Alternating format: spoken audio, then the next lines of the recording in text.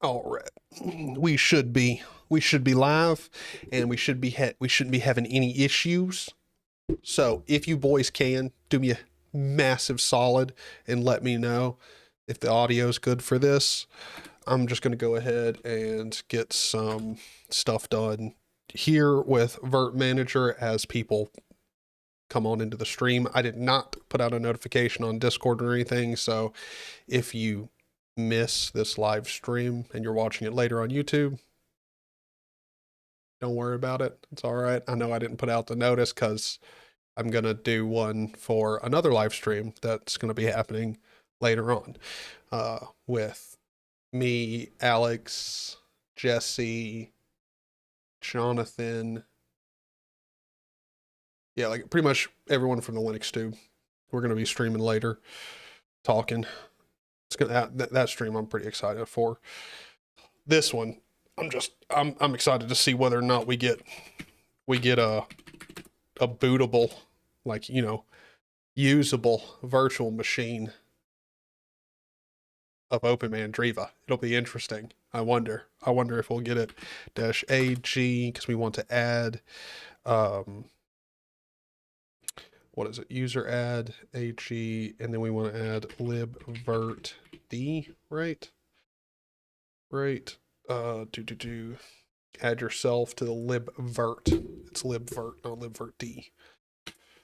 Right. User mod. Yep. Libvirt, and then zany. Invalid option. -A. Oh. I guess it's now just G. Right. Yeah.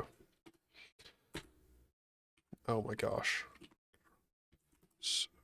Why can I not type now? Hello?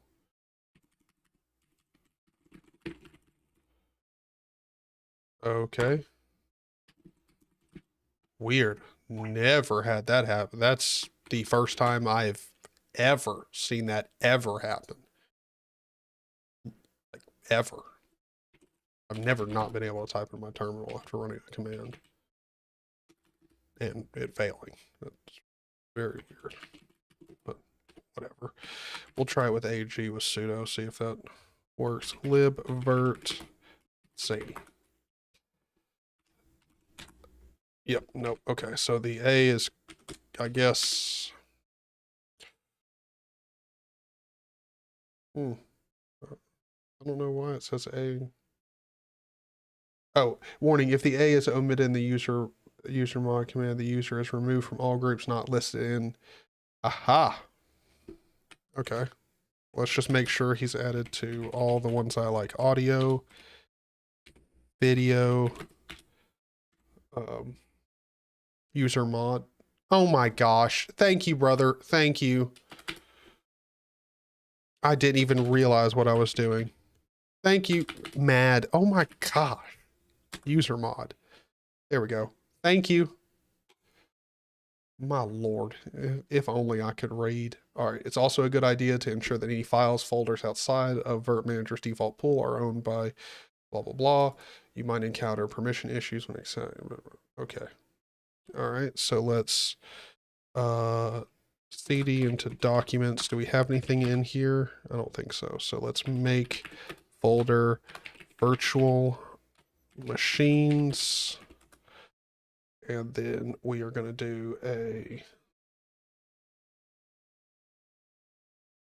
chown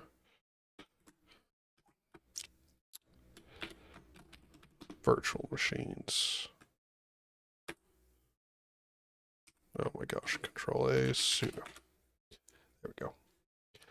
I do know you have to run those commands with sudo. I'm just for some reason not doing it. Non-root KVM without socket. Okay, yep, so, all right.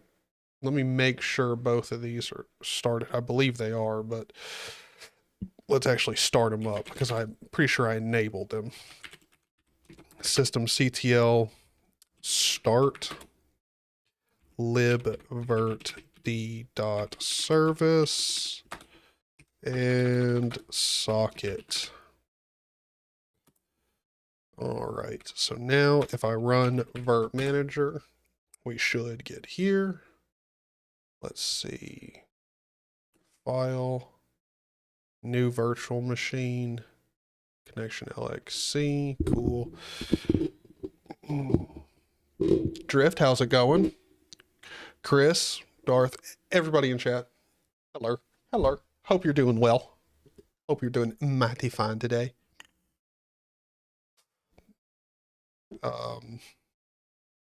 Wait, should I be doing QEMU? LXC, I don't know.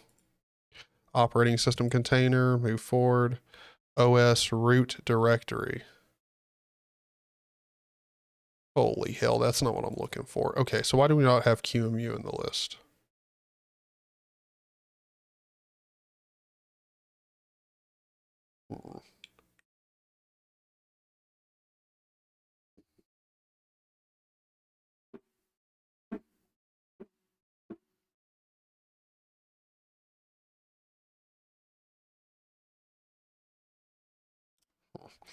It's been a very long time since I've used virtual machine, and the last time I used it, I just winged it. And maybe I don't. I thought I did. I'm pretty sure I installed it yesterday, but maybe I don't. That could very well be it. Let's check. I'm gonna laugh. That is it. Give me a password. Yeah, I'll go with, should I go with desktop or full? Which one should I go with? Which one do y'all go with when it comes to QEMU? Do you go with just the base? I go for full. Okay. All right. Well, then I'll go full. Brother, holy shit. 106 packages. Hold on. I'll still go with full. It's not like I have a problem with that, but I just want to see what does the base come with? 18 packages. Brother, that is a big difference.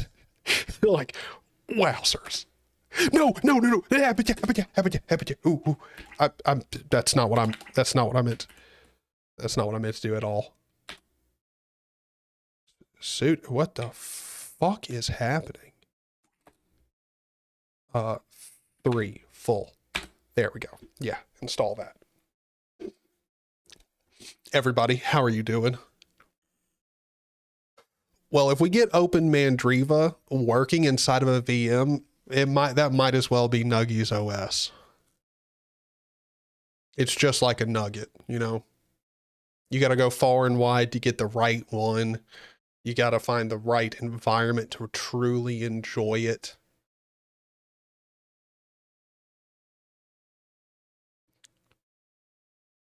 How to break a VM. 10 minutes, dude.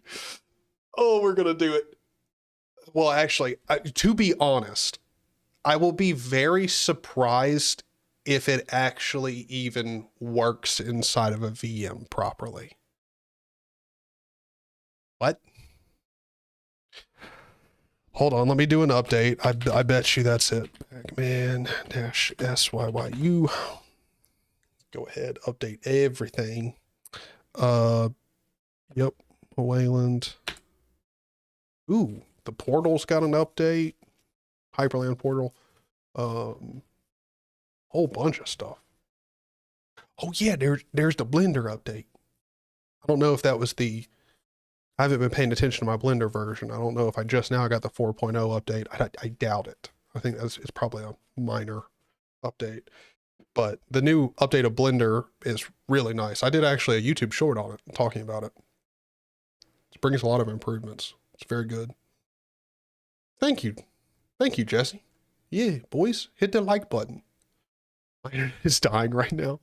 Trust me, mine is too. I don't know why, but I barely could get a Google Drive upload from my phone working. It's probably because like I'm going to assume my mom is watching Netflix, my sister is watching Netflix, both of them are doing stuff on their phone, and I just got home. And it's also peak time during the day, so, yeah. So we'll run this update here. Hopefully, after the update, then I'll be able to pull in everything for the QEMU full package. And then we can fire up this VM, because I did already get the OpenMandriva download done. OC my brain, Liberian. Man, I can't speak. I'm sorry for butchering your username. North Wander, everybody in chat. How y'all doing? How you doing? I am very excited for the next live stream. Like, it's not like I'm not having fun or excited for this one, but I'm very excited for that one. Because not only are we going to have some good conversation, it's going to be an interesting subject matter. I also get to do it with friends, so that's going to be fun. But one reason I'm not too excited about this one is because I'm not ready to like, if OpenMandriva just starts fighting me at every turn, there's countless problems. I'm not prepared for it at all. I've also had a wild day. Apparently I'm going to end up being a night shift manager before too long at my day job, which is interesting. I was not expecting that. I've literally worked there for like 2 weeks, maybe 3 at most. I think I'm going on my 3rd week. And they already want to give me a manager, like a managerial role. Wait, hold on. No, there's no way. What? Did it actually just install all that stuff for QEMU that fast? I'm sorry. I don't believe you. I don't. Oh, it's because I installed QEMU base. Fuck. No, don't install it. Let's remove it. Oh, shit. What is it to remove it? Target not found. Oh, yeah, it's QEMU-base. There we go. What? Failed to prepare a transaction. Removing QEMU base breaks dependency. QEMU base. Prepared by QEMU desktop. Okay. Remove.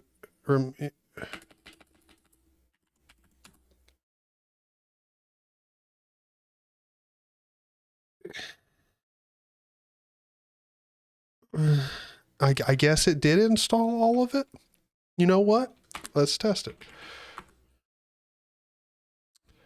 And no, because I don't see QEMU in here. Ah, cancel. Wait, hold on. Add a connection. QEMU KVM. No. Connect.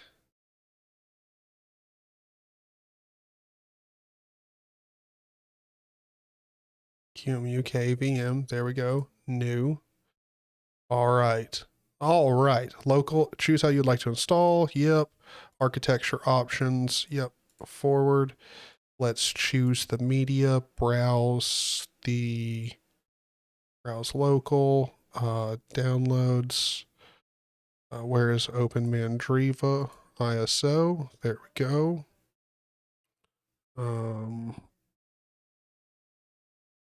Forward. You must select an OS. Okay. Can I just search Linux? There's no way Mandriva is going to be in here. Generic Linux. Okay. Generic or unknown OS. Linux 2022. Sure. The emulator may not have search permissions for the path. Do you want to correct this now? Yes. Okay. 4 gigabytes of memory. Sure, we can give it 2 CPU. Well, let's give it 3 CPUs. Why not? Let's splurge. Enable storage for this virtual machine. Yep. Create a disk image of 25 gigs. Yep. Let's see. Let's give it just 27.5. Just a little bit extra, just in case it takes up, more than that. Name, let's call this OpenMandriva. Customize configuration. Nope. Network selection.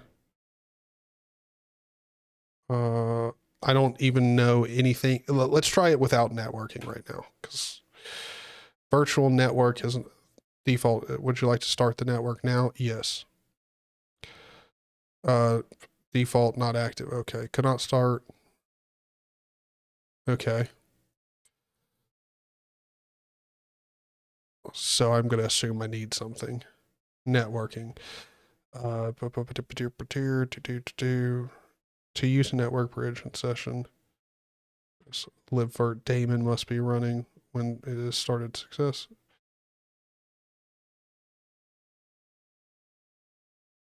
Well, look, I don't think we need it for the install, right? Because the OpenMandriva install is not a net install. It's very big. We should be able to do it. Boys, you guys let me know. Can we go ahead? Should we even set up the internet, or should we just not care about it?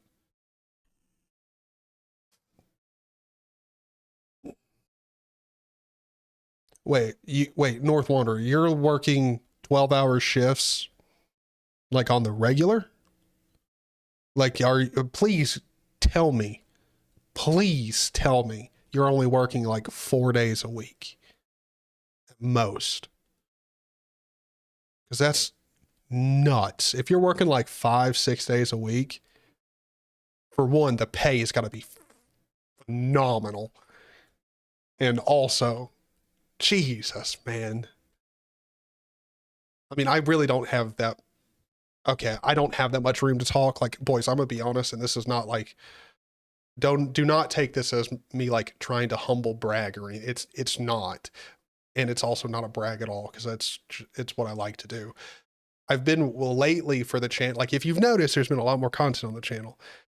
Lately, I've kicked it into high gear. I am waking up at like 3:30, 4 o'clock in the morning and recording, like doing thumbnails, editing, all that stuff. Then I go to work about 6:30 to 7:30 in the morning, depending on the day, and then come back and do stuff at the computer, live streaming, recording, all of that stuff until like 9, like 8 to 10 o'clock, depending on the day.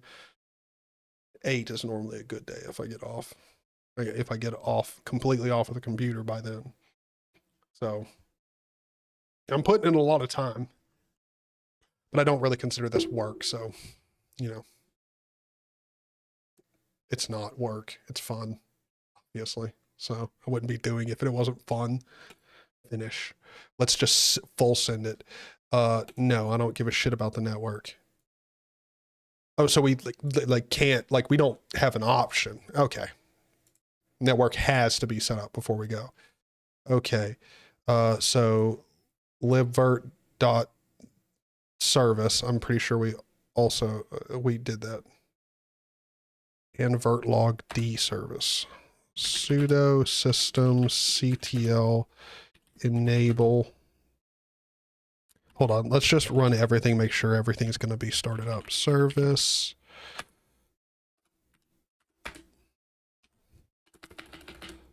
Socket. Service. Libvirt. Logd dot service. No, virtlogd, not lib. Virtlogd service.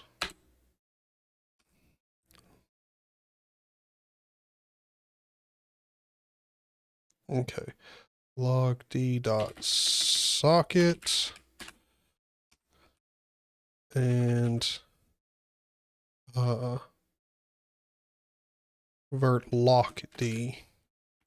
lockd socket, and then go up here and start these. So we can go ahead and get them now. Logd start.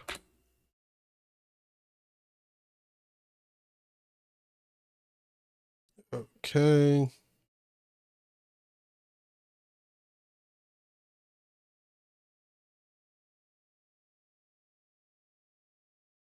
Okay.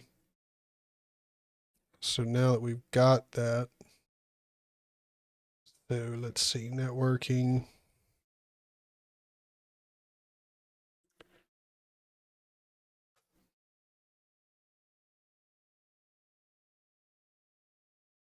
Okay, so set up the bridge.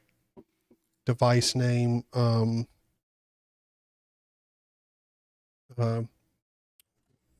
Mandriva VM. Let's just call it that. Finish. Cannot get no such device.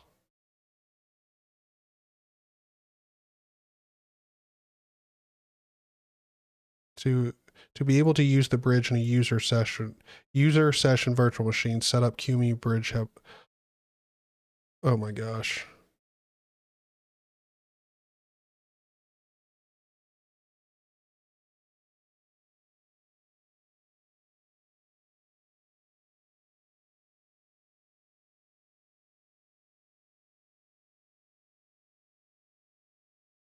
No, I'm not using Firewall D. I'm not using any firewalls. All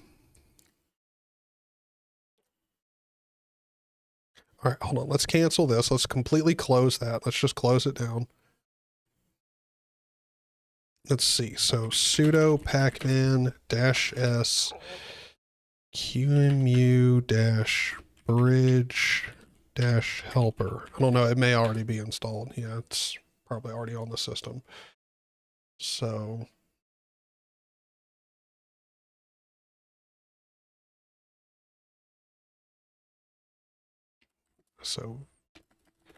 sudo vim/etc qemu bridge.conf. Allow, what do we call it? Mandriva VM. Mandriva VM.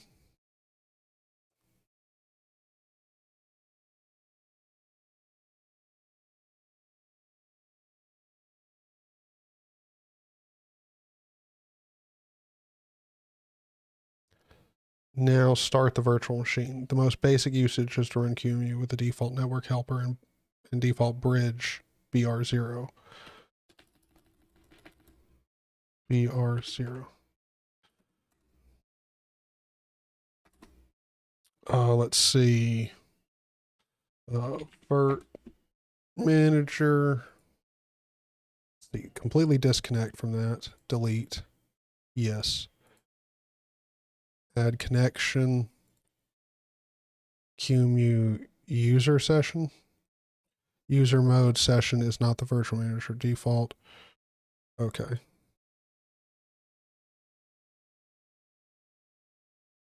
Connect. Virtual networks. Name, default, device, inactive. How do I start it up though? Start network. Error starting default. Unable to find DNS mass queue. Okay. Sudo pacman-s DNS mass queue. There we go. Let me install that. All right. So now start up the network. Bam, it's active. Cool beans. Now let's do new. Hello, new. There we go. QEMU. Forward. Browse. Downloads. Where is it? OpenMandriva. Choose that. Linux.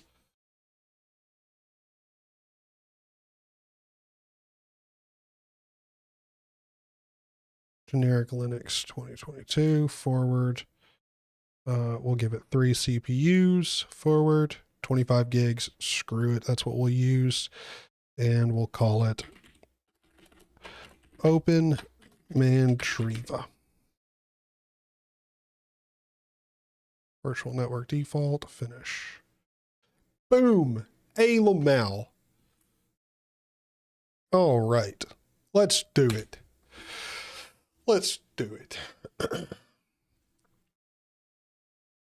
let's install OpenMandriva. Thank God I'm not recording the desktop audio, brother. What the fuck? Yo. Y'all couldn't hear that? But there is a really nice, don't get me wrong, it sounds really good. Really good. There is a really good loading intro like sound effect. It's so loud. It sounds good, but it is so fucking loud.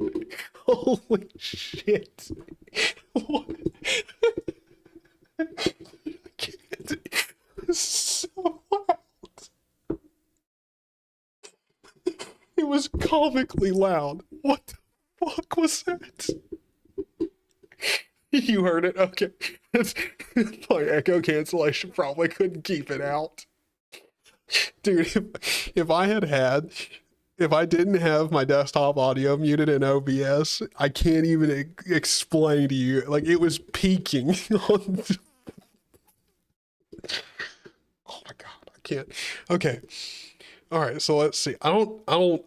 Again, this is like, I'm new to VMs. I don't really do this all the time. I don't check out distros all the time. So let's see. Features. So what about making it like a different resolution? Do we have to install bullshit to do that? Full screen. Okay, I mean, it looks... So let's see. Hi, live. Okay, so it uses your username.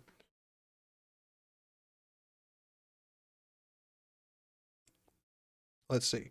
OpenMandriva LX is an exciting free desktop operating system that aims to cater to and interest first-time and advanced users alike. It has the breadth and depth of an advanced system, but is designed to be simple and straightforward in use.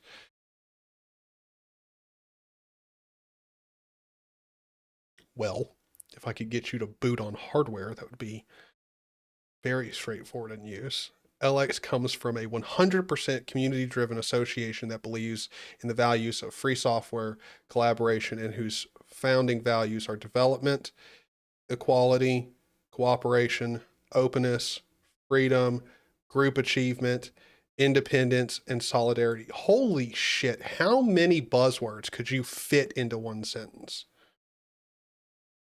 I feel like I'm being an asshole in reviewing this or like checking it out, but like that read horribly. Like, and also, I mean, I can't even get you to boot on hardware. So it's like your founding value really development. And like, why would equality matter in a, like, who's, like, I don't get this. Like, why is there so many software projects out there that are all about equality? Like, what does that even mean? Like equality and like what? Everyone has to have the same amount of commits put into the project? Like what does equality even mean here? Net Nerd, how's it going? Philip, everybody in chat, how's it going? Just change it with display settings. Yeah. Well, I mean, do you have to like, is there with the Virt-Manager? I know with VirtualBox, like you had to get like, I think you had to get packages inside of the distribution. Is that a thing here? Let's see, settings. I know we're still in the live environment. I know. Let's see. Where's the setting? Oh, well, it probably under settings. Let's see. Holy hell, man, it's been a while since I've used KDE. Don't they have a display? Oh my God, I'm just gonna have to search for it. Display configuration. There we go. Okay, cool. So we can go all the way up. Do we have 1440p here? 2560 by 1080. 4K, but I don't see any. let's just make it 1920 by 1080. Very nice. Keep that. All right.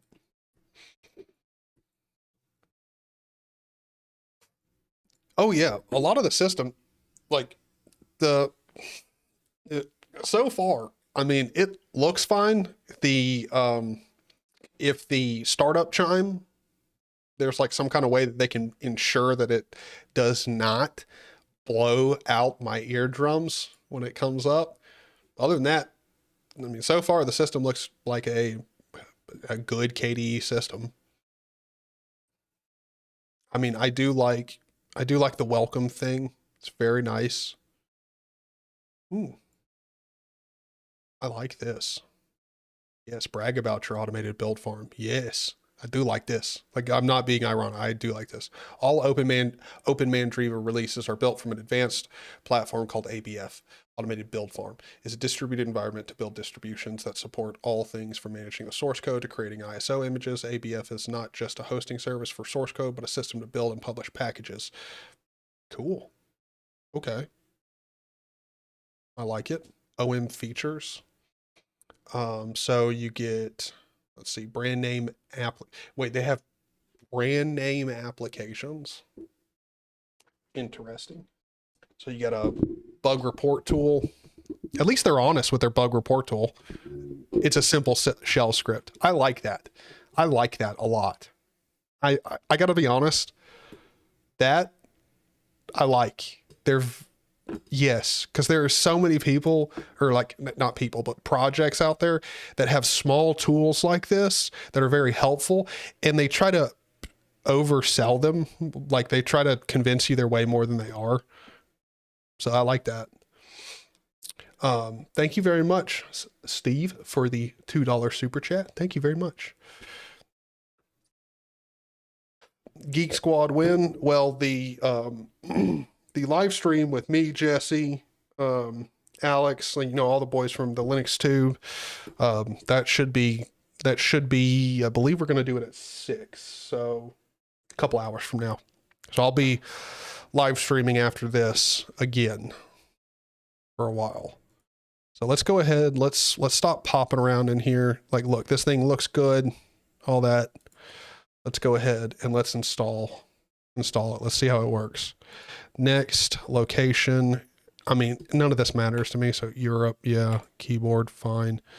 VDA, erase disk. It doesn't matter, no swap. Next, what's my full name?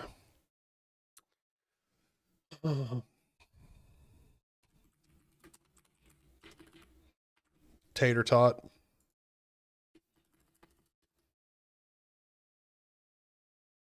Oh yeah. I just now realized that now is like a reference to Andrew Tate, not just a play on words for tater tots, but whatever. We're going to stick with it. Zany to log in. Sure. That's good. My super secure password. I'm going to make 1 1 1 1 1 1 1 1 1 1 1 1 1 1 1 1. Beautiful. Wait, I could have just done, yeah. Big brain time. Let's install and let's see how this goes. Let's see if it works inside of a VM. Oh, Nate, thank you very much for the $5 super chat, man. Thank you, boys. It means a lot. One more on the bell. Exactly. Thank you, Adam. Thank you. I've been complaining about that for so long now.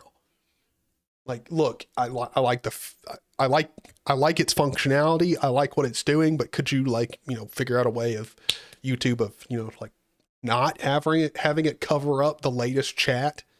So even if they just put it at the top, it would make more sense than where it's at now.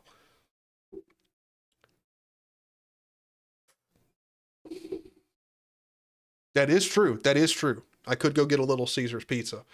I mean, assuming YouTube paid me instantly, which I am interested to see if YouTube ever does a thing where they start doing like every 2 weeks sending creators their paychecks.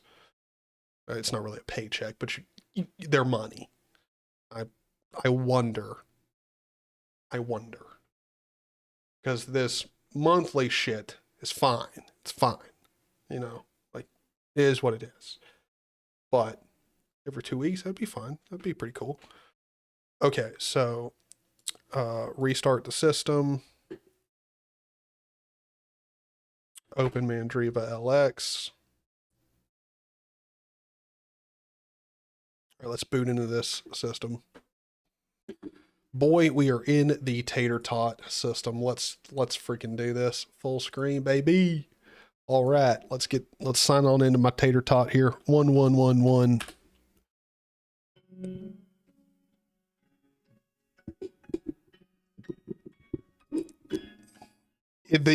It's still going.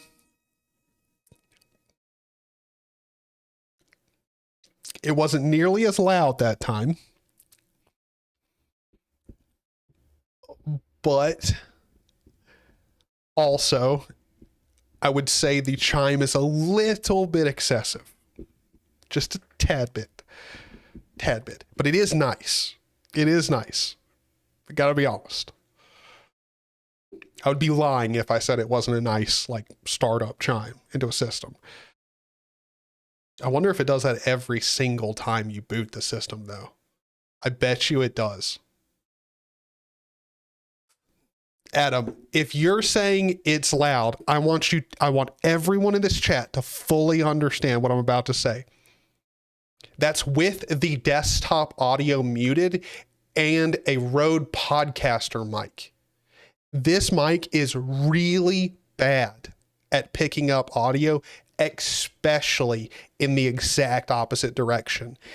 And directly behind and below this microphone is my speakers. So that's how loud the startup is. It is excessively loud. Now, in the live environment, it was even louder. It was wild. File an assault charge. God dang it, dude. I love you boys. You boys are the best. Yeah, well, I mean, a lot of distros do the startup chime, and a lot of the times it's really nice. It's a really nice added touch. It's definitely going to be something that's a personal preference. But I think as long as in your welcome center here, you have the option to turn it off quickly. Like, you don't have to dive around to settings, go looking for it. That's fine. Which I don't think they're going to have in here. I highly doubt you can just turn off the chime right here in the welcome center. But that's fine. That's a very small thing. That's not anything against them. I wouldn't expect them to have done that. So cool. There you go. So that's the welcome center. Looks good. Looks good. Let's go ahead and change the resolution again. System settings. Display configuration. 1920 by, good Lord, 1920 by 1080. Where the hell is it? 19. There we go. I'm just blind. Yeah, all right. We'll keep that. Okay, now the window is very jittery, but I'm just going to assume that's from it being inside of a VM. But let's go and see, like, so if I'm going to load up a terminal, like, hold on, let's first off, let's not, no, we don't want to log out. Let's go and see what programs it's going to come with. So we get Krita installed out of the box, Ocular, GwenView, Digicam, okay, Scanlight. Get all the regular KDE stuff, and Telegram and Chromium and the Falcon web browser. So you get essentially, I mean, you get RSS feeds, you get, yeah, I mean, I think I think especially when it comes in NeoChat, yeah, I think you get all of the messages or messaging applications and all the stuff you could want out of the gate here. I mean, not you could possibly want, but you know that most people are going to want, like there's a lot of people that use Telegram, tons of people. And when it comes to web browsers, Chromium and the Falcon web browser is probably going to be good for most people. As far as I know, Falcon is Firefox, right? I believe it's Firefox. Yeah. Yeah. This is Firefox, but it's, you know, I think it's got a whole bunch of security patches, stuff like that. So that's good. See, multimedia, VLC obviously comes with Kdenlive. But actually I've seen quite a few KDE systems that don't even come with Kdenlive installed out of the gate, which is very surprising. Simple screen recorder. If you're still using simple screen recorder, I don't know. It works, but OBS is a thing. Just use it. It's better. LibreOffice. All right. I mean, you get pretty much everything you want out of the gate. Let's see what the system monitor looks like inside of this VM. Okay, so we're using 1.3 gigs out of the gate and 2% CPU usage. Nothing crazy. Nothing crazy.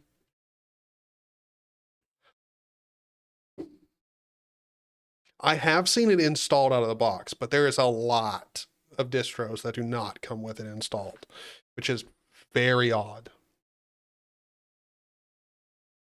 Amid Alpha Cellular. By the way, boys, if I didn't say thank you. Well, thank you or hello when you came in. Hello. Hope you're doing good. Hope you boys are doing good. And yeah, so, okay. So out of the gate, OpenMandriva is doing fine. Like, I mean, it's exactly the type of KDE system I would expect. Now let's see when it comes to like software. So we get DNF Dragora, and I want to check this out because I've literally never used this. I've never used DNF Dragora, never opened it. I've heard of it, never used it. As far as I'm aware, this is like the Synaptic Package Manager, but for DNF, as far as I know. So let me try to use it. What should we install? Let's see if we can install MPV. MPV. Okay. Let's check that. And then is it literally just the same? I believe this is exactly how the Synaptic Package Manager works. You just click apply, and then all the applications that you've checkmarked will get installed. So MPV is in there. Give it the password, which I believe I made 11111.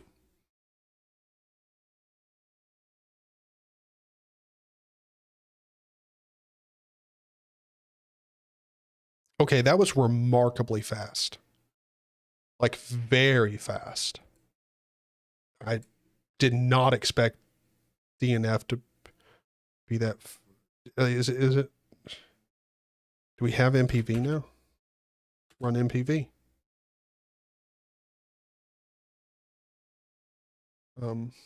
Hello, MPV, sir, ma'am. Hold on. Let's get a terminal. Let's get console loaded up. Let's run MPV. Okay, so yeah, it is installed. Everything's fine. Let's see about like a game. Let's see like 0AD. 0AD, it's obviously going to need the data, which it would pull in anyway. Apply. All right, let's see how long. 0AD is obviously a big download. It's 1.4 gigs.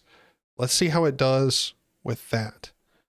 Actually, no, let's not download something that big.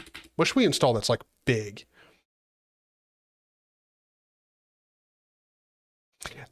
I know DNF has parallel downloading. It is fast, but a lot of the times DNF can be slower, and with as many issues as I've had with trying to use OpenMandriva over the past like week or so, I was assuming that DNF would not be as optimized as it could be. Because like, let's be honest, like DNF, you can make DNF as slow or as fast as you want it.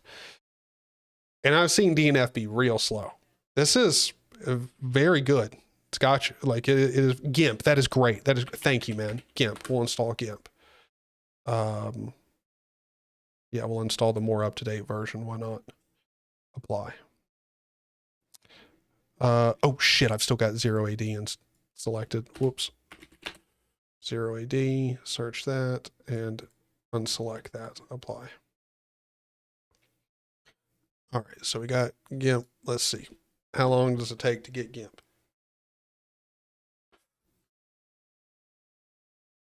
Okay. I'm going to be honest. This is very nice. I could definitely see a lot of people being able to use this. This, again, assuming you can get it to like install and work on your hardware, no problem. I don't know why it just would not boot on this desktop. I do not understand why. Makes no sense whatsoever, other than SDDM being a total dipwad. It's the only thing I can make sense of. So assuming it boots, I mean, installing software is fast. I mean, I think anyone could wrap their head around this DNF Dragora. It's a pretty simple system. I think most people could use it. Let's see. Look, man, I'm not gonna lie. So far, I'm actually reasonably impressed. Seems like a very good. It seems like a very good KDE system out of the box. Like KDE is set up in a way that it looks good. There's not any crazy BS going on. They haven't like heavily modified it.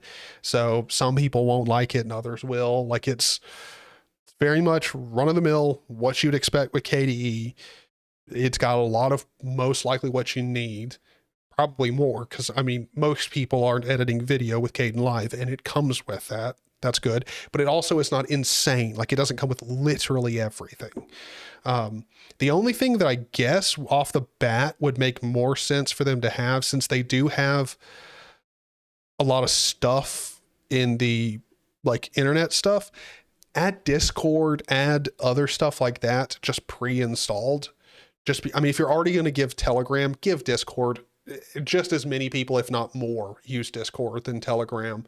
Like, you know, give those options, or not give those options, but if you're already going to install stuff like Kdenlive stuff, I'm not saying go crazy, but definitely install things like Discord that are also synonymous with many people, like Chromium, you know, Firefox or Falcon, Telegram, that kind of stuff. Like those kind of applications, add them in here, because I think that's pretty much the only thing I could say. Like out of the gate, I think it's good. Now let's see. I saw in their welcome center they talk about the software repository selector.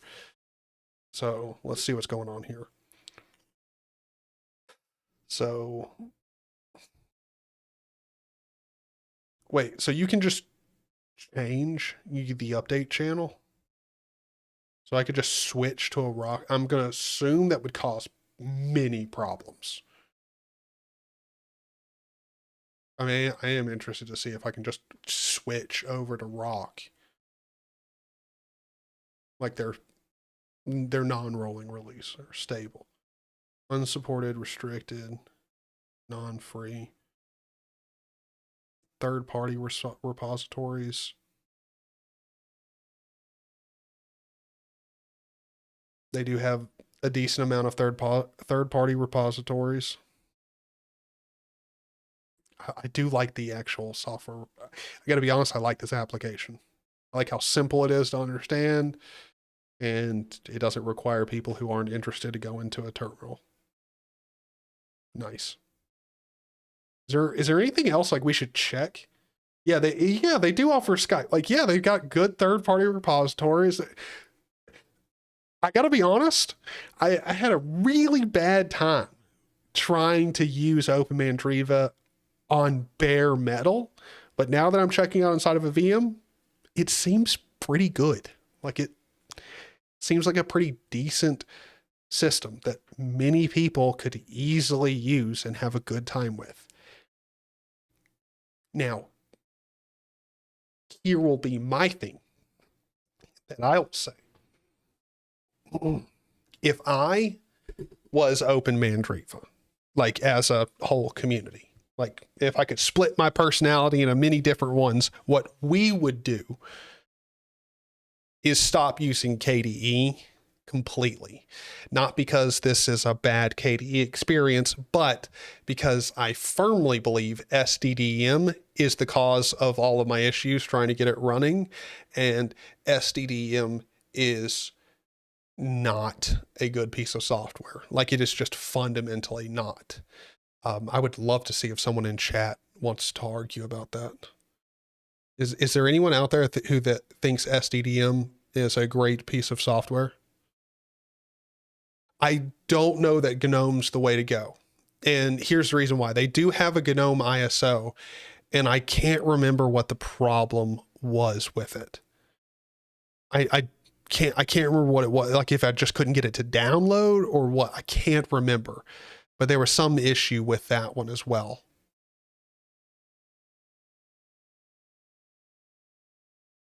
So, Steve, you honestly do believe SDDM is a good piece of software? If you do, I'm going to pull you in for a fucking call and we're going to talk for a minute.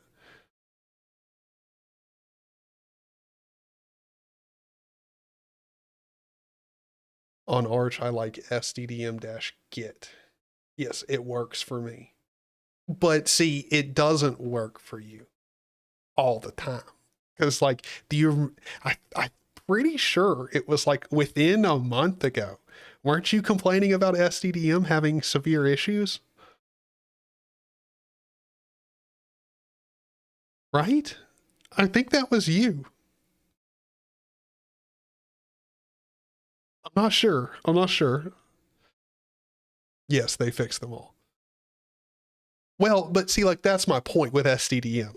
Like, it's not that SDDM is a straight up, like everything about it's horrible.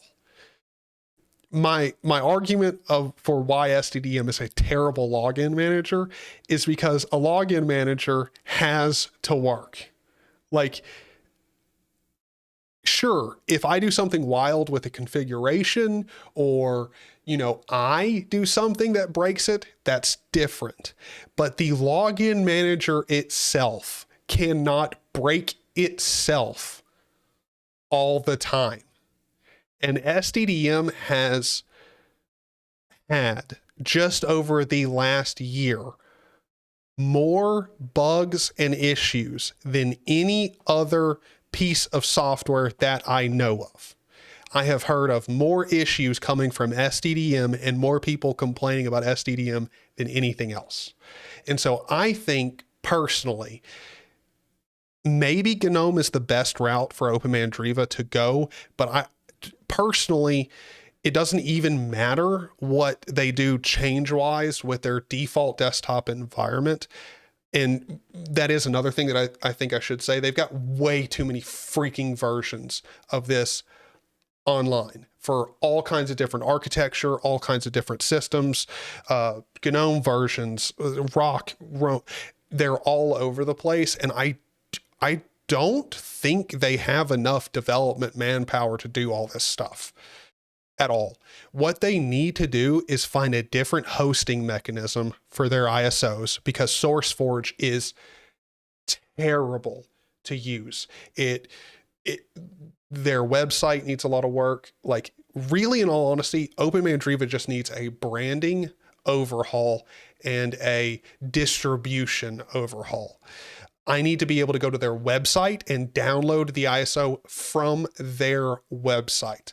I also need their website to not act like SourceForge and limit the download speed artificially. That is very annoying, and also makes me wanting, or people who could download your ISO very fast, probably not as interested in downloading and trying it out anymore if they've got to wait 3 times longer than any other ISO download that they would be pulling in.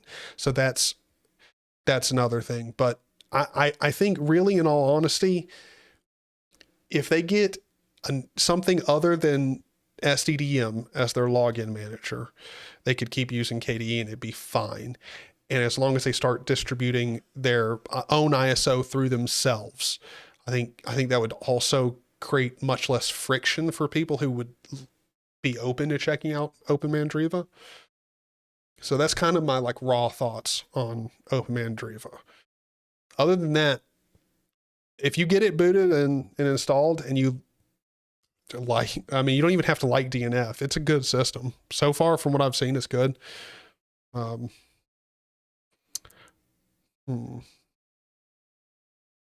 do I graphically update the system? Can I do that with inside of DNF Dragora? I'm actually not even sure.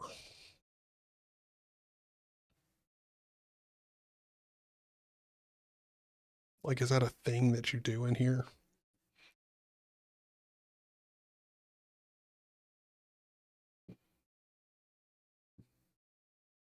Stop talking and listen. Brother, you don't gotta talk to me like that, man. It's okay. It's okay. I'll listen. Chill, brother. But yeah. I mean, they probably are shipping an old version. If we're being clear, that might just be all they need to do is just drastically update the version of SDDM they're shipping with their ISO. That very well could be it. Very well could be it. So, no. I seen the system update icon. Like, are you talking in here? Because that's what I was asking. Can you update it simply through DNF Dragora? I don't think so. I don't think it does that because I'm not seeing anything for updating.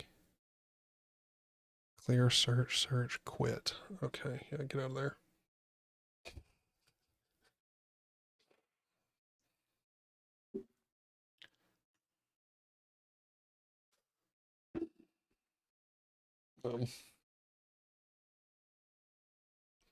Let's see. Oh, system update. There it is. Oh, that's pretty cool. Okay. So it's literally a KDE shortcut that just runs an update command in the terminal.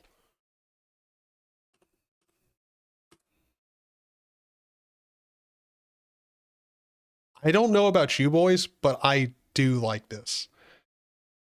Do any of you guys not like the idea of like this kind of update where it literally just does it like as a button that you click and it opens up in the terminal and just updates? I like that. This to me is way better than any other option. I like this. This is good. Let's run that update and we're going to update the system and then reboot and see if everything works. Because I think that's the biggest thing. I think that's the biggest thing. If we can update and still have a bootable system, then I can firmly say OpenMandriva is much better of a distro than I initially thought.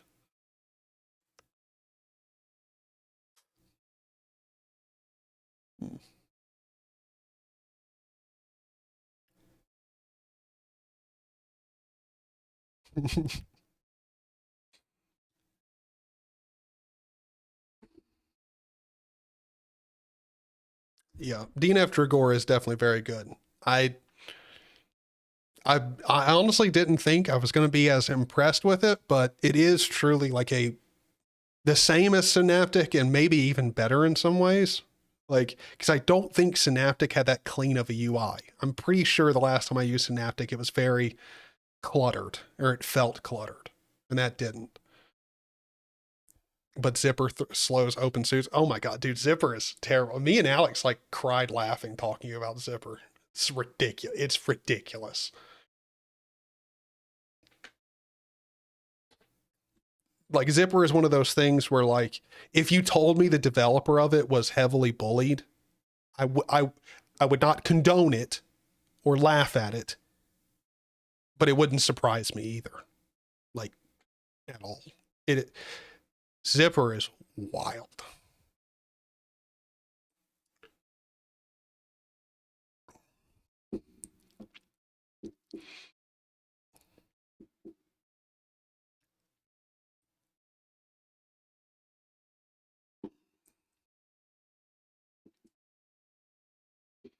Well, I don't know, Jesse. Pop is probably going to be, even though it might annoy you in some places, that hardware support is going to be hard to find it's going to be hard to find a similar level of hardware support. And I think for a lot of what you want to do, that's the most important thing. But then again, I'm not going to stop you, dude. Do whatever you want, man. Have fun. Have fun.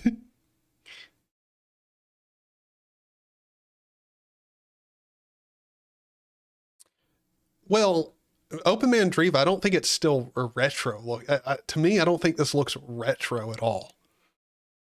It's just, I mean, it's not the most bleeding edge modern system, but I mean, come on, dog. It's still got the top rounded corners from KDE. It can't be that retro.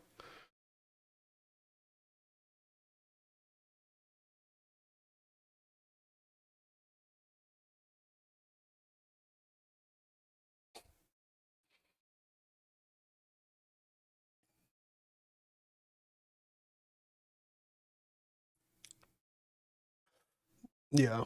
Well, I mean, I have Optimus 2 on my laptop, but still, it's not the best. Okay, so one thing that I can say is this update is taking forever. Now, I know it was like 1 point something gigs. It was like 1.5 gigs of updates, but I really hope, like, I think we've got like about close to 10 minutes worth of updates to do here. So we'll see if we still have a bootable system after this. I wouldn't be surprised if we don't.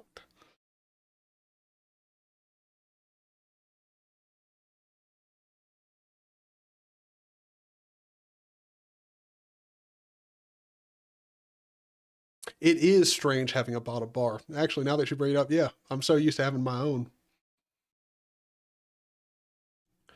Uh, at least Zipper is better than Pac-Man. Okay, Darth.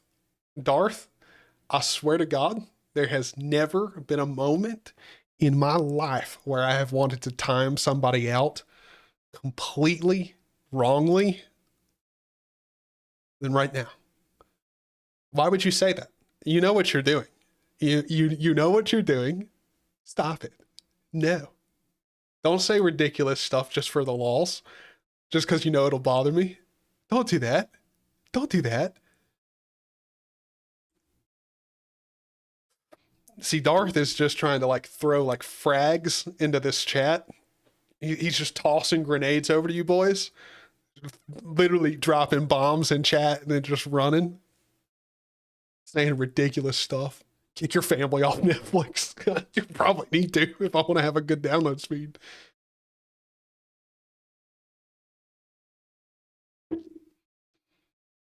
Honestly, if performance is your only metric of standard for a package manager, you have a problem. You're right, because there should only be two. There should be two. It should be performance and how many packages it has. That's it. It doesn't matter. Other than that, it doesn't freaking matter at all.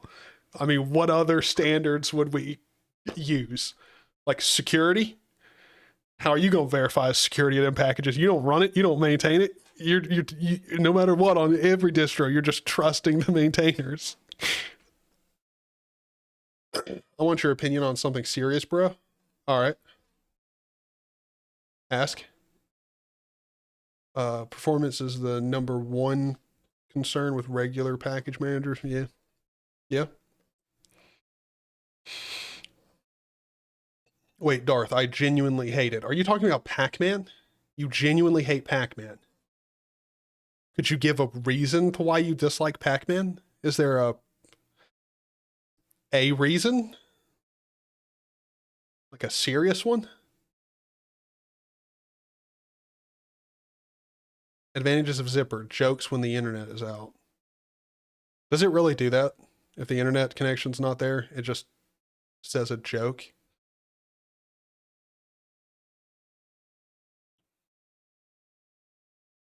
Your zipper is down.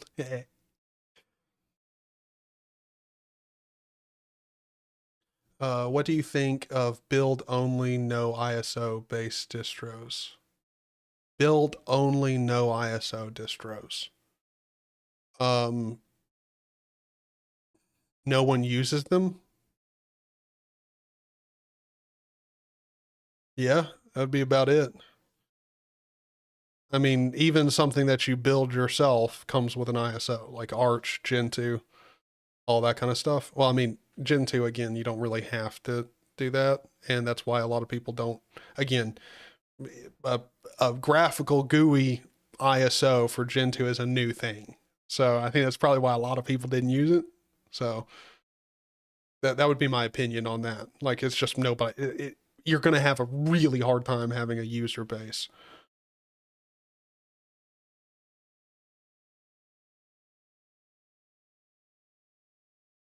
I agree with Darth. Holy shit. Hold on. I'm dealing with people trying to get me upset in chat. Hold on, let me read this opinion.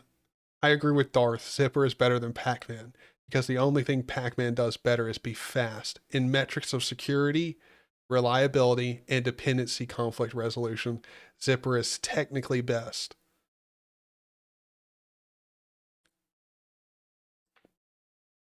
I mean, you would be right if you could get a package installed with Zipper. Like, I don't know about you boys, but the only place where I'm fine with spending 6 hours installing a package is on Gentoo because I know it's compiling the package. I don't want Zipper to spend 6 hours scratching its arse figuring out how it's going to install a package. What? No.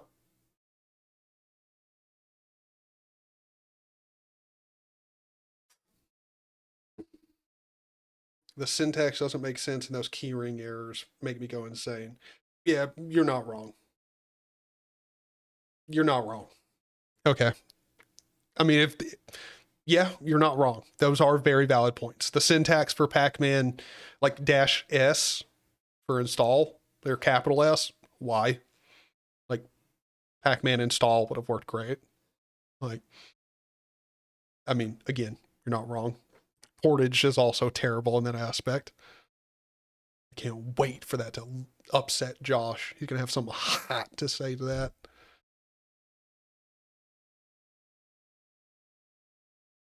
Holy crap. Are we done?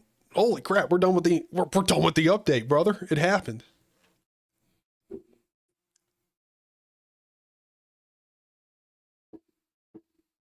Wait, you're wrong about that one. Arch and Gentoo does not use the ISO to install themselves.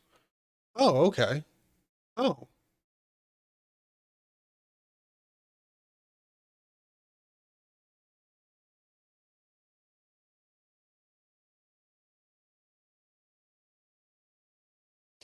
Yeah, but me and Steve, I think, are on the same page with what we're talking about. Like, on a technicality, you're right. But clearly, we're talking about distros that, you literal, like Gentoo, like you use, like, technically, yes, you could download a Gentoo ISO, like the minimal ISO, or I think that's what's called now. Back then I think they just gave an ISO, but even that, like, you're not the ISO, whatever ISO you use to get into a live environment doesn't matter. Like, you just need a live environment or a system that's not running off the same hard drive you want to, like, install to, obviously. So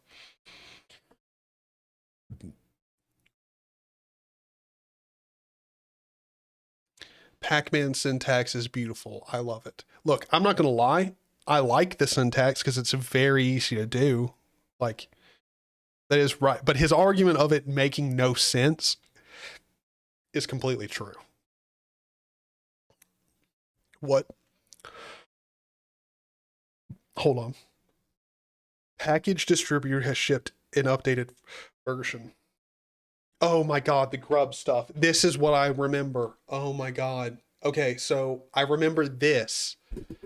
I can't remember if this was in Mangia or OpenMandriva GNOME. I can't remember. But this thing right here, I remember I tried yes and no, and both of them failed. Use D to show the diff. Okay. So we're going to remove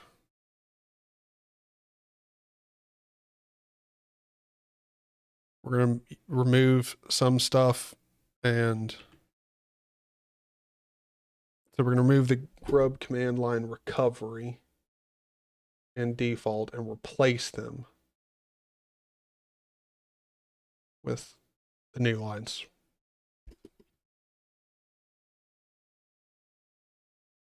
I am hinting at making the spins into build yourself. No ISOs, no more. What do you think? Yeah, I mean, I don't think it would be a bad idea.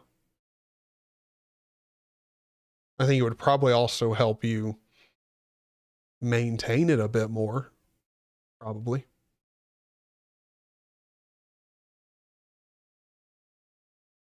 Yeah, this is going to break it. No matter what I choose here, it's going to break it. What choice do I make, boys? Do I say no or yes? You know what? Screw it. I'm gonna throw up a poll for you boys, because I know no matter what choice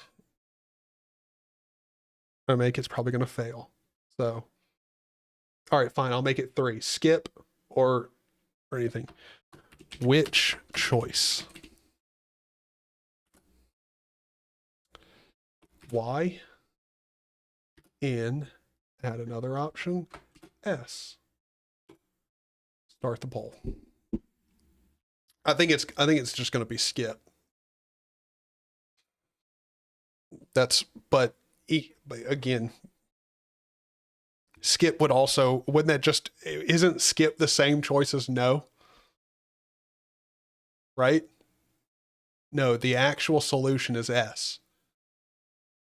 But Josh, wouldn't no keep the current installed version be the same as skip the file? Because if I skip the file, it's going to keep the same version, right? I mean, is my logic like completely screwed up right now? Because I think that's how it's supposed to work. I would assume that's how it works. I mean, that's got to be how it works. Your logic is good. Thank you. Thank you. Thank you. I needed to hear it.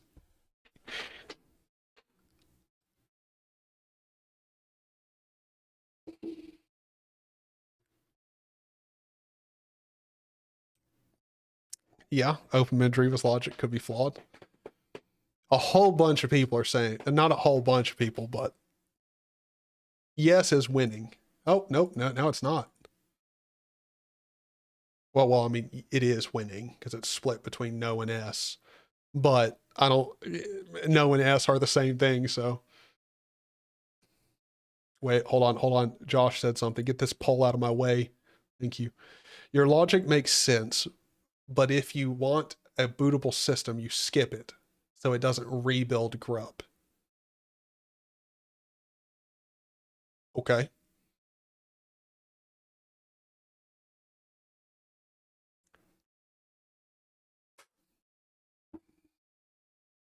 I'm down for clips, dude. Clip it. I think roll the dice and press Y. Well, I'm going to end the poll. Let's see what it comes back with. All right. So 47% said yes, take the new updated version. I'm going to say yes, because that's what the poll has said.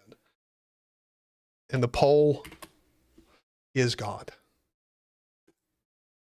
Why? At least in this live stream.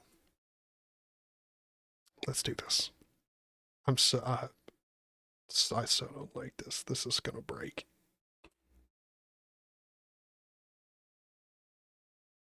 It didn't, I don't even think it rebuilt grub, homie. So I don't even think that change file freaking matters. It would have shown us something rebuilding grub. So Let's restart. Restart. Okay.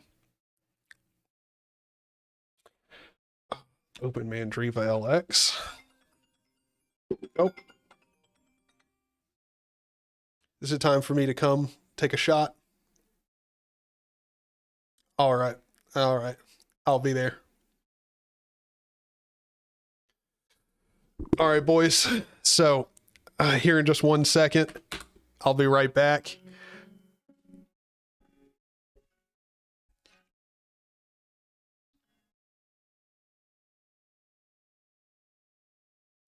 Wowzers, that is one hell mood sound. Wowzers. Okay, so yeah, there we go. The system's booted up. And yeah, we have no breakages. That's good. Although I'm extremely scared that the next time I open this up, it's going to break. So anyway, I got to go take a shot with my mom. I'll be right back, okay? We're trying to get rid of, she got some cold brew, like moonshine or something like that. It's very good, but we accidentally broke the lid on it. So, you know, because we can't close it, we have to drink it. You know how it is. You know how it is. I'll be back here in just 1 second. And thank you, boys, for all being here in the live stream. It's been a lot of fun, and it's going to be a lot of fun.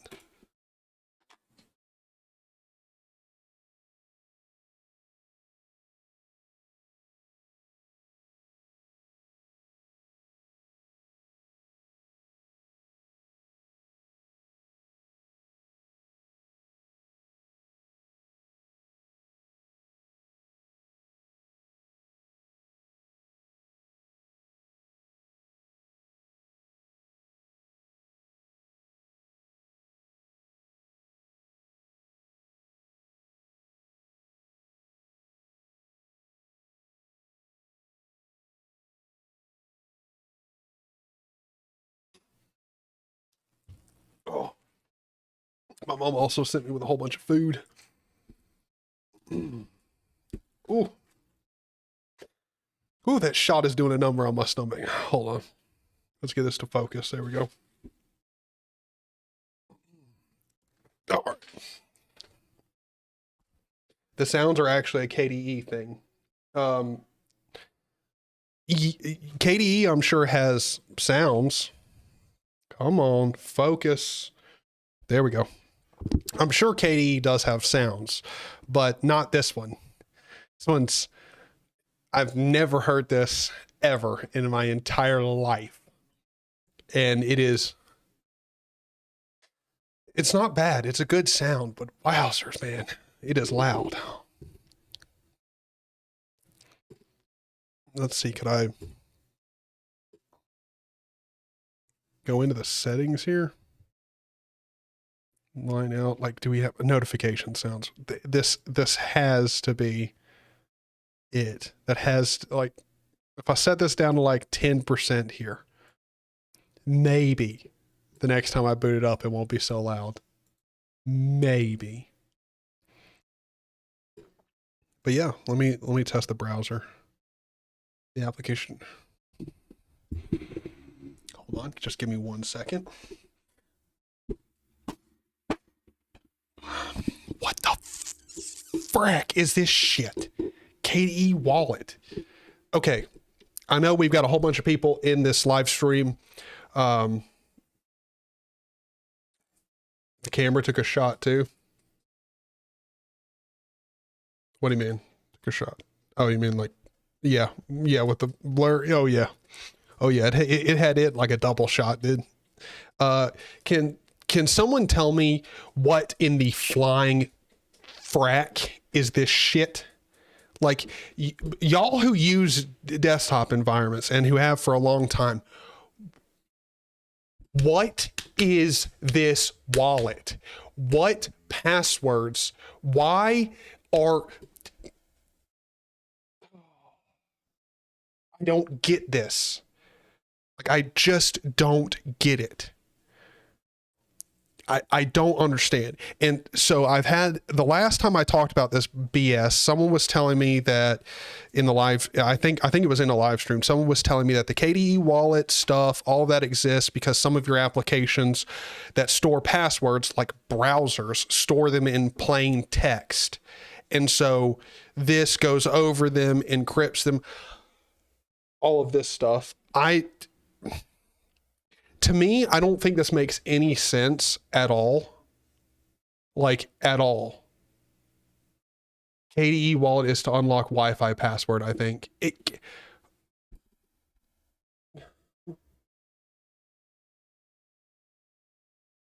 That makes no sense. Like, there's so much about this that makes no sense to me. Like, am I just out of touch as like a tiling window manager user? I don't get this BS. Like, what? Like a local password manager. Mm, mm. See, God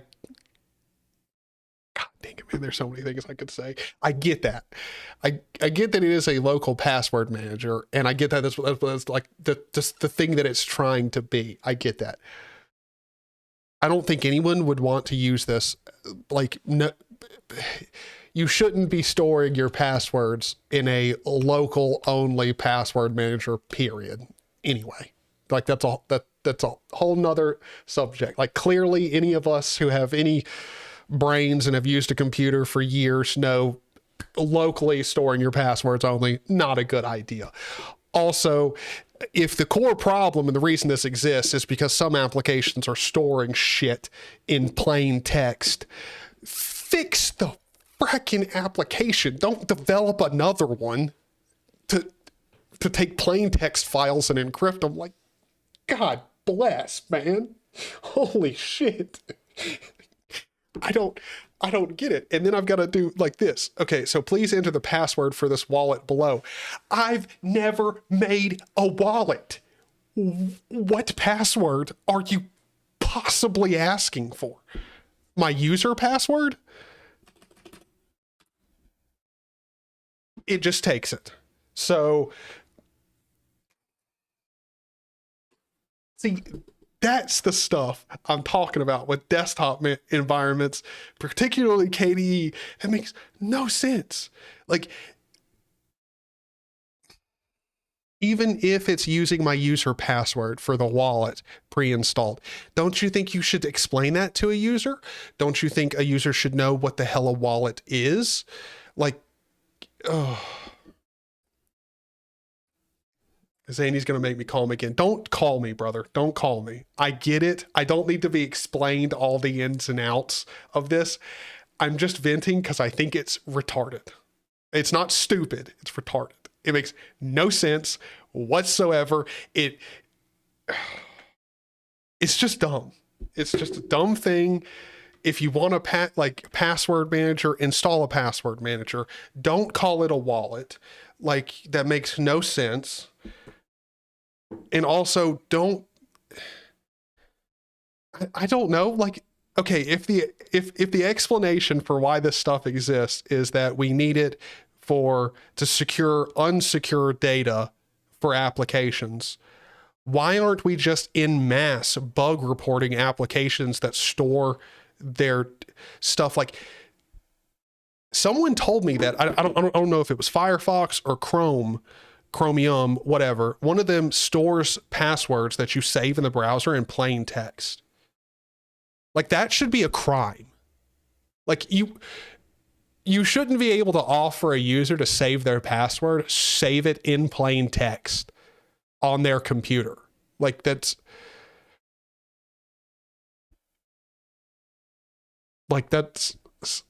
so irresponsible. Like, why? I think it's Chrome. Like, how is it, like, even more like, this doesn't even relate to all this wallet crap, but how is that acceptable? Like, how is that we live in 2023. How is it that the most mainstream popular browser in use nowadays saves your passwords in plain text. How is this acceptable at all? Why? What? Yeah, that shot's definitely working.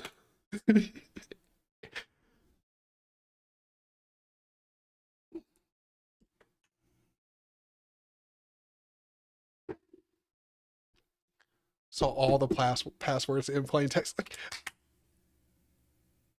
why? Like, there is so many different ways that this is so wrong.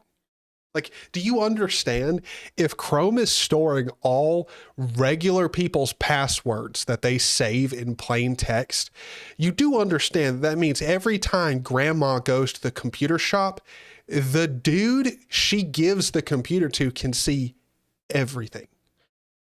Everything. Like,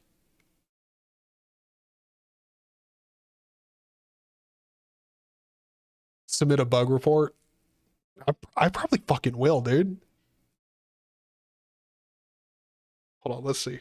Chrome bug report.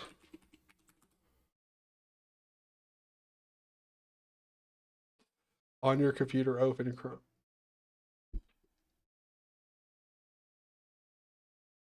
Leave it up to okay, actually, you know what? Fuck this shit. All right, we're going to talk about Chrome for a second because I've got a few things to say about Chrome. I told you, Josh, no, don't call me. Don't call me. You can chat in chat, brother. Chat in chat. Okay, so what's been going on with me and Chrome here recently is kind of interesting. So I've been having some issues with Chrome and their decisions on how they do things. First, here, to issue... Josh, you have chat. Don't call me. Besides, my phone right now is for my mom. Like, I actually can't even mute it because my mom's calling me anytime she wants me to come take a shot. She's supposed to call me. So, for one, the issue with Chrome that's the biggest is to do anything inside of, like, to do anything in the Chrome or like Google ecosystem, it requires you to like be in the ecosystem. So for me to report an issue here, I have to literally go into Chrome to report an issue. That's annoying because, like, you know, if I'm having a very serious bug with Chrome, the odds I'm going to be able to get into it to submit a bug is like 0. So that's a problem. Then also, I have a little cousin who wants me to fix his Chromebook. He was given a, you know, old beat up Chromebook as his like first, like, you know, laptop, whatever. And it's locked with a password and he needs me to reset it so that he can get in it. This should be very simple. I should be able to get a Chrome OS recovery image and use it, no problem. Yes, that's what you would think. No, because the way Chrome does their recovery things, the only option that you have is to install Chrome, install a plugin that writes the image to a USB drive. However, that plugin only is supported on Windows and Mac. So there is no Linux support. They also do not release any ISO for Chrome OS or a recovery image, anything like that. The only ISO they give you is Chrome OS Flex, which, by the way, is supported on all desktop, like laptop, like all that stuff. It's supported on all devices except for Chromebooks. Why? Because it doesn't have the same support time frame and like BS attached to it. So for me to fix my little cousin's Chromebook, my sister had to bring over her MacBook so I could write the image to a USB drive and put it on there. Because the only other option would have me unlocking the bootloader, doing a whole bunch of different BS. And then also every time he boot, like, I can't expect my cousin to, he's like 8 years old. I can't expect him to like do a whole bunch of stuff with the bootloader or know what to do when the bootloader comes up. So it's just been a nightmare, and it's all stupid. Chrome is stupid.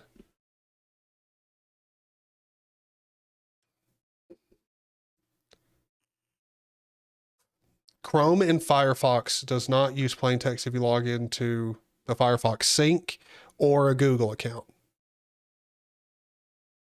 Well, that would explain why I've never had a discovery of plain text passwords. Well, for one, I don't store my passwords in my Firefox anyway, but that would explain why I've never seen anything ever inside of Firefox. All the systems I know of are using Firefox sync. So that would make sense.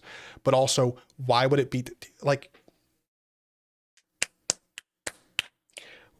why would you ever allow a user to store a password in plain text? Like, it makes no sense. It's a dumb idea. It's a bad idea. Fundamentally, don't do it. That's like telling, like, because, you know, Chrome and, well, particularly Chrome, like, we're going to single out Google and Chrome here for a second. Like, Google and Chrome advertise security, talk about security like it's all they fucking care about. How are you going to talk about security and have people take you seriously ever when you're ever using passwords in plain text? What? Like, how could you ever talk to someone about security? Like, that would be like me, like, not having a job, being in the anti-work, like, community, being broke as shit, and then giving it financial advice on YouTube. Like, what?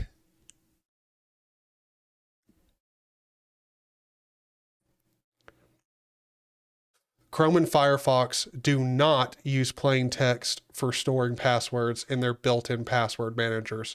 Well, then how in the hell is every single person telling me that they've seen it before and that is how it works? And also, why am I getting told that that's pretty much the only reason that these key password thingamajiggers exist, is to secure and encrypt plain text information? Like, I mean, that's the only argument I've seen.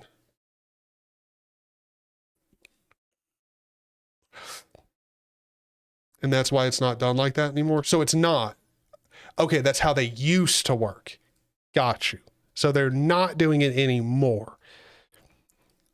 So if that is the case, and that is true, then why does the KDE wallet automatically involve itself in stuff like browsers?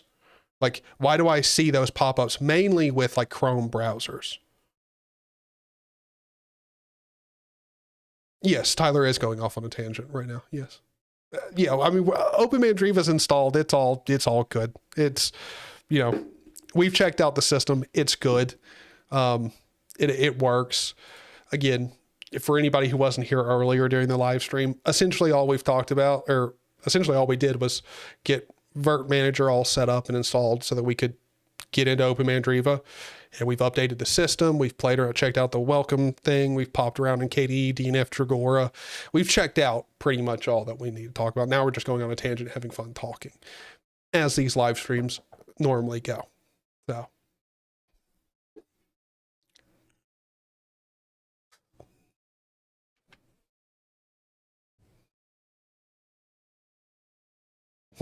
Someone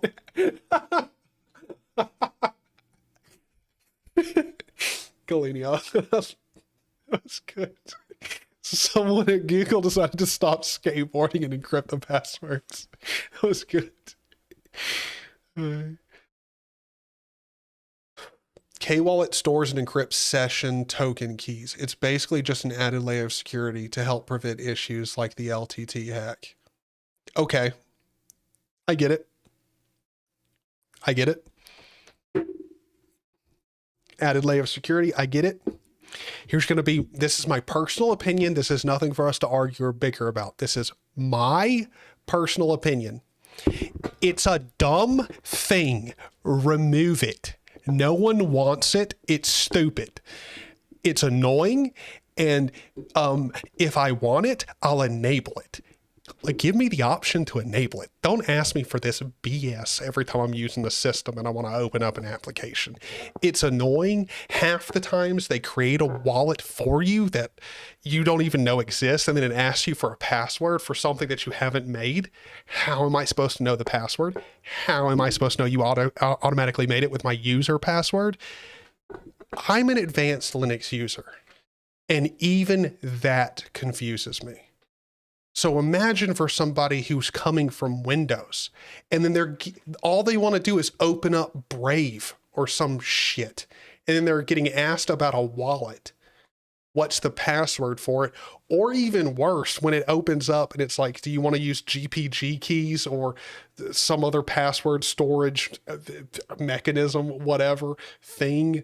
And it's all around. It's dumb. It's a bad idea. I don't like it. Pretty much the only way that you could ever personally make me think it was a good idea or it was well implemented is if it was something that the user turned on. Like, make the wallet thing, system stuff, a user opt-in situation. Makes no sense.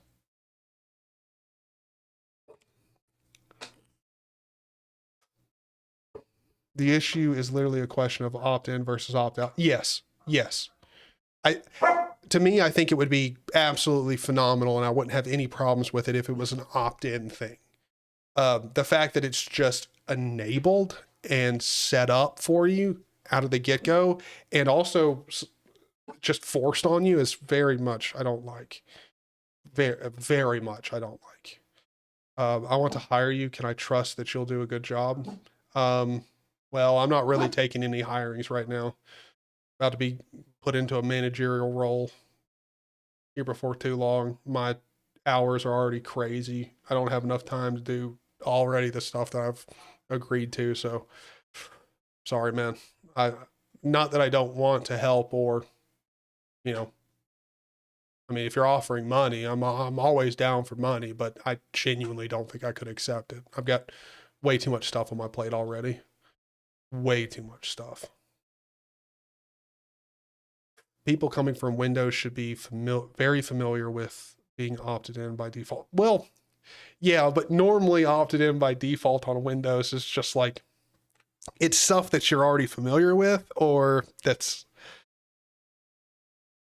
you can easily get familiar with. That whole wallet stuff, like, dude, if I was a new user, even me, I didn't know what I've been using Linux for years. I didn't know what the hell that thing was until 15 minutes ago, maybe? Like, I've had it explained to me multiple times and it still don't make sense. Like, I don't understand that BS at all. It was opt-in. I bet you a lot of more people would actually use it. I bet you it would, because if it's opt-in, that means you have to learn what it is before you start using it. I bet you a lot more people would be actually using it if that's how it was. They could actually if it was opt-in, less people would use it. Well, of course, but if they put it in their welcome screen and explained why you should probably use it, the benefits of using it, and what you can expect when you're using it, and then gave you an option to toggle it on in the Welcome Center and have that be inside of your Welcome Center underneath a security tab, I bet you'll probably have far less people stop using it than you'd think. I mean, obviously there are going to be people like me who no matter what don't want it. I don't want it. I don't give a shit about it. I don't care. I don't want it. But then again, the only reason I would ever be using it is because I'm forced to in the first place. So it doesn't really matter if less people stop using it if no one wants it. So for the purposes of adoption, opt-in is generally not the way to go. That is true. but no one cares about adoption of something that, like, if I'm not storing any passwords or anything and have no interest in any of that, I'm already using a password manager, all that stuff. Like, if there's nothing that's going to get saved, that's going to be a problem in the first place, I don't want it anyway. So, and it doesn't need to be adopted for me. And I don't think this is a feature that needs adoption. It's a feature that might save somebody, maybe. But then again, that person, if like this is the thing that saves them, they're doing like 7 other things wrong anyway. Like, you shouldn't just be saving your passwords into Firefox or Chrome, especially if you don't even have anything to sync them to. Like, why are you what? Like, all it takes is one system crash where you have to reinstall and all your passwords are gone. Like, it's not a great idea either. So, like, I don't know. I may have a wrong opinion on that, but mine.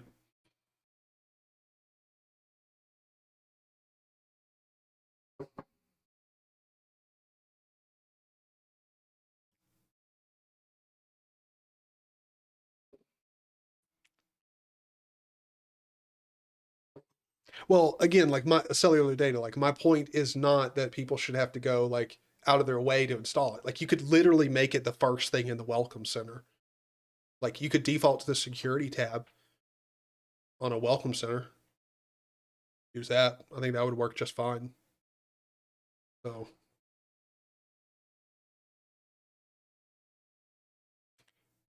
no, I have not seen the new Threadrippers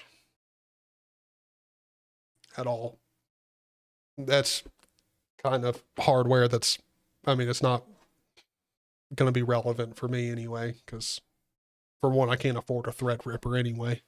Also, I don't need a Threadripper. I mean, it would be nice. Like, if someone sent me a Threadripper and a motherboard that could support it, I for sure would use it.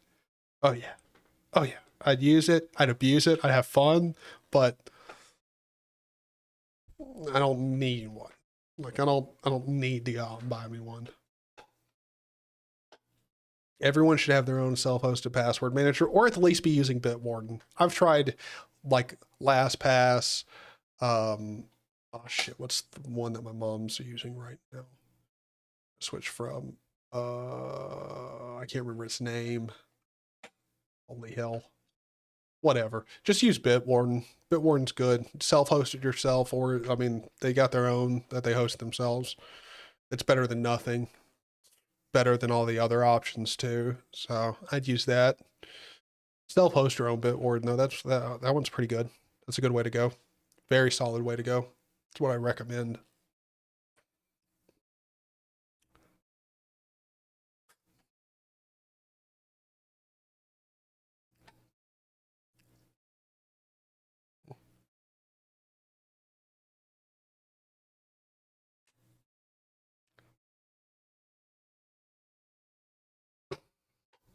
Don't a Nord?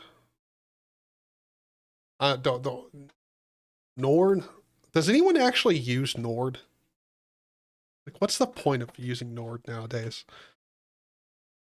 I'm using a local KeyPass because one time my password was not recognized by Bitwarden and it sent a chill down my spine. I don't know.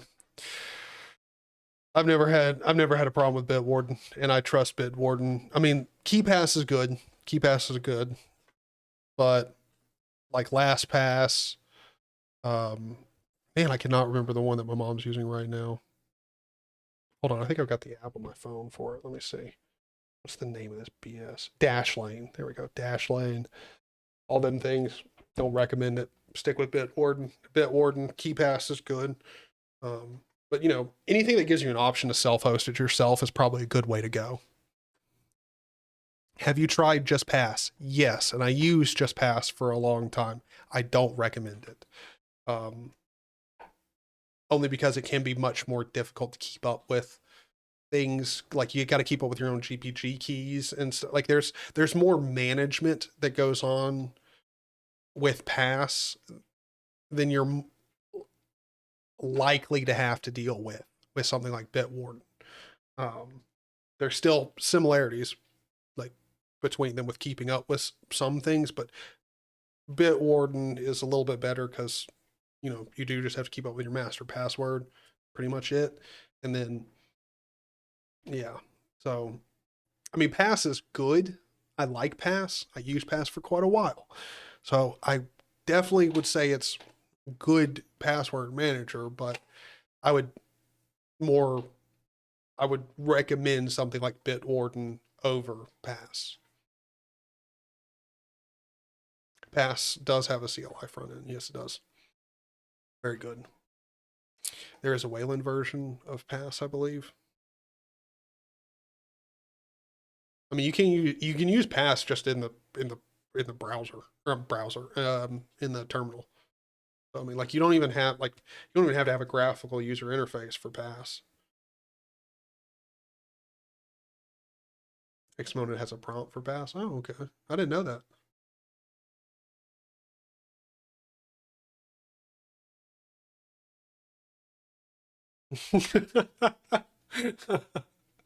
Steve, I make good bed company. Oh, oh, now if only I could get a female to say that.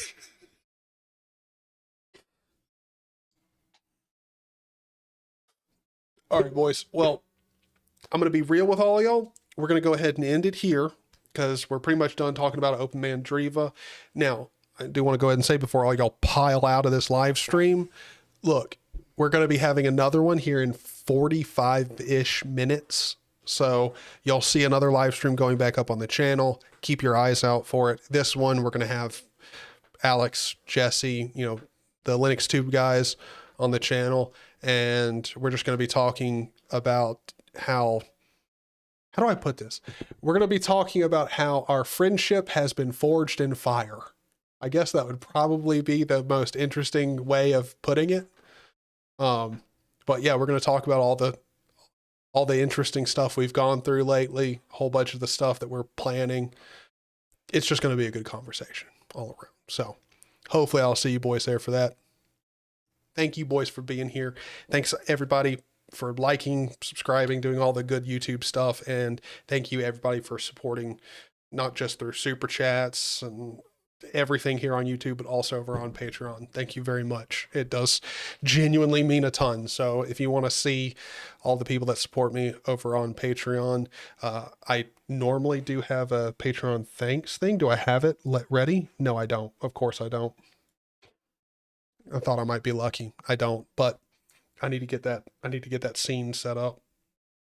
I don't even know why it's not set up. But anyway, thank you, boys. All of you guys who do support me over on Patreon. I would go ahead and start listing them off, but I know I've got a couple new ones. And I do not want to, I don't want to leave anyone out. So thank you everybody for the support. It genuinely means a ton. So I'll see you in the next live stream here soon. Boy, guys.